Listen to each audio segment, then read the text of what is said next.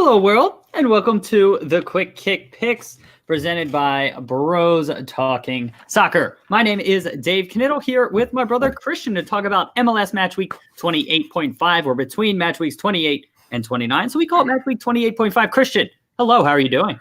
I'm doing great, Dave. We're both wearing our warm colors because the playoff race is heating up. Oh, didn't plan that. That is excellent work, Christian. It just came to me pat on the right back. there. All right. Well, that is fantastic. Hello. Thank you for joining us. If you're joining us live, welcome. I want you to know that each game that we are going to talk about here, we restrict ourselves to about 2 minutes and 5 seconds. I have a little timer here that's going to go off with a soccer whistle when it is time for us to stop talking. The reason we do that is because Twitter restricts us to 2 minutes and 20 seconds for each video. So we like to keep ourselves in check. So if you are joining us live and you leave a comment, know that I see it. I am not ignoring you. We will circle back on that when we are wrapping up the video. So please leave your comments. Let us know what you think. Additionally, we play a Quick Kick Picks game with all of our viewers and all of our fans and just everybody.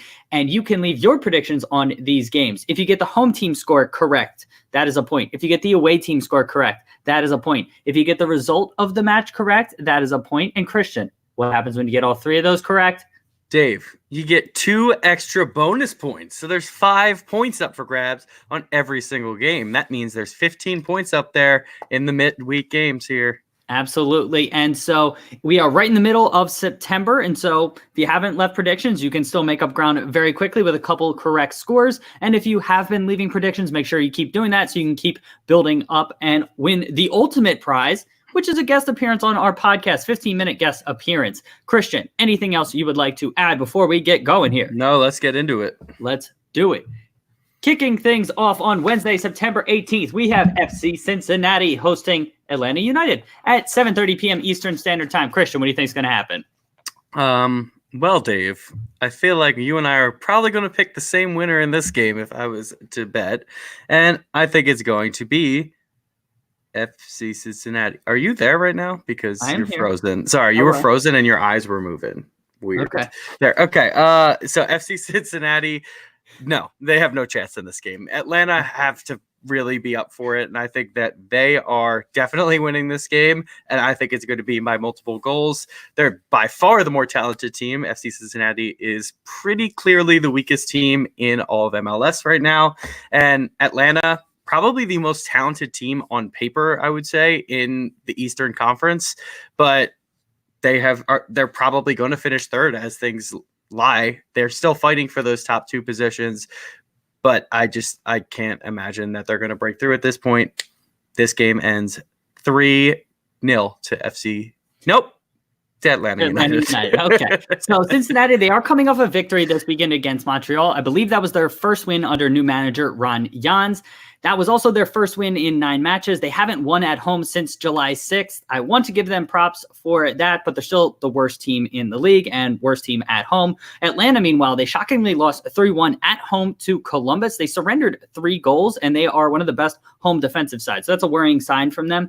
They're also not a great road team. Prior to the 3-1 loss to Philly 3 weeks ago, they had won 3 straight on the road across all competitions. All 3 of those were also clean sheet victories. I think they get another clean sheet victory here as well. They ultimately win this one 2-0. One other thing to point out, both these teams play on turf, so that's not going to be an issue. And our home-made expected goals model, which is based on shots, 1.29 to 1.35 in favor of Atlanta. Christian, anything else you would like to add? Yeah, I just expect Atlanta to continually bring the pressure. I don't think FC Cincinnati have the tools to really contain that attack or worry the Atlanta defense, which is very talented.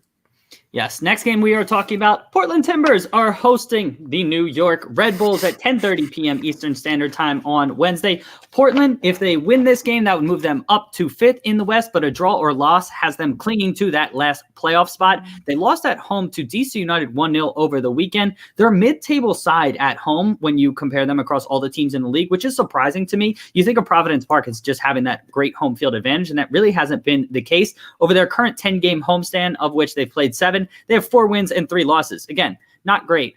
They've also been shut out twice at home over that stand. The Red Bulls, meanwhile, they lost 4-2 at Seattle. The one positive is that they probably stayed west and didn't have to travel cross country back and forth. So that's one positive. They've lost 3 straight games since the Gold Cup. They have 5 wins, 2 draws, and 7 losses. If anyone in the Eastern Conference outside of the playoffs was somewhat competent, I would be worried as a Red Bull fan of falling out of the playoffs. I don't think that's going to happen. And also the Red Bulls are a mediocre roadside. I think both sides have big interconference games, so games within their conference coming up this weekend. I think this one ultimately ends up as a rather boring 1-1 draw. What do you think is going to happen? I think Portland need to really announce that they're intending to make a run to the playoffs at this point. I know that they're in those ranges right now, but the Western Conference is incredibly tight, and Portland can't continue to drop points at home. Yes, they have a lot of home games in this final stretch of matches ending the season, and the New York Red Bulls haven't traveled well, but the Red Bulls are fighting for a position in the Eastern Conference standings, and Portland really are fighting to be in the playoffs at this point. I think that this is a huge result for them. I think it's going to be very tight. I agree the Red Bulls get a goal on the road, but I think Portland hang on to a 2-1 win in the end and get their win that they really need. All right, and our shots-based expected goals model, my homemade shots-based expected goals model, has this one 1.72 to 1.19 in favor of Portland. So, Christian, the model is supporting your score prediction and favoring Portland in this one. Anything else you want to add? I mean, there's no surprise that the models after what I think. So, all right. Last game on Wednesday, final game of the midweek. We have the Seattle Sounders hosting FC Dallas at 10:30 p.m. Eastern Standard Time. Christian, what do you think is going to happen? Yeah, I can only see Seattle winning this game. They're really fighting for that second position in the West right now, and I think that they're probably going to grab it in the end. Them and Minnesota are probably my 2 favorite teams to grab that final spot or the top spot outside of number 1 in the West, because number 1 is its own thing. Let's just forget LAFC exists right now. I think that Seattle are the more talented team on paper. They have the home field advantage, which always is a huge thing in Seattle. I think that they're going to come out, play very, very well, and I expect them to score multiple goals in this game. I think FC Dallas can be good on their day, and they're another team that's going to be in the playoffs at the end of the season, assuming that they don't just completely fall off a cliff at this point. But you really don't have to fall off a cliff in the West. So anyone could just drop out of that title race with 1 loss, which is or not title race, playoff race at this point. So Seattle, I think, end up winning this game 3-1, but not until late. I think they're going to grab a late clinching goal. Yeah, I have the same score prediction as well. Seattle coming off a 4-2 win over Red Bulls. They gave up a 2-goal lead, but they showed good bounce back and ended up getting 2 goals late. They haven't kept a clean sheet in 8 matches, and that was on the road. Their last home clean sheet was a 1-0 win over Vancouver on June 29th. That was 6 matches ago. They are one of the stronger home sides, averaging 2.2 points per game and 2.2 goals per game. So I think they get goals here, and that's why they score at 3. Dallas, meanwhile, they had a deflating 4-0 loss at Chicago. They trailed 4-0 at halftime in that one. That result dropped them out of the playoffs, and now they're in 8th. They're also winless in their last 4 on the road. They have 3 goals scored and 7 conceded in those 4 games. All 3 of those goals came in 1 game against Montreal. They've been shut out in their other 3 road games. Stretching back to their last 7 road games, FC Dallas has been shut out in 5 of their last 7. That's a worrying sign for me. I think that Seattle's defense is not the greatest, and so Dallas gets a goal here, but they ultimately lose 3-1. Shots-based expected goals is this one, 1.8 to 1.14. Christian, anything else you would like to add? Nope. All right. Thank you so much for joining us. Sal, thank you for being here, leaving a comment. It's always nice to see you. Congrats on the LA Galaxy getting back into the playoff race and winning 7-2, which was a ridiculous result for SKC there. I see we have another viewer. Hello. Thank you also for tuning in and watching. This has been the Quick Kick Picks presented by Bros Talking Soccer. Check out our website, brostalkingsoccer.com, where you can support us. We have some merchandise that you can buy on there. You can check out our podcast. And also we have a buy us a shot feature where you can spend $3 and buy us a virtual shot. The $3 just goes to support everything that we are doing here, the YouTube stuff. Everything costs money. And so the services that we use, it would really help us out if you like what we're doing and support us. Christian, what would you like to say in closing here?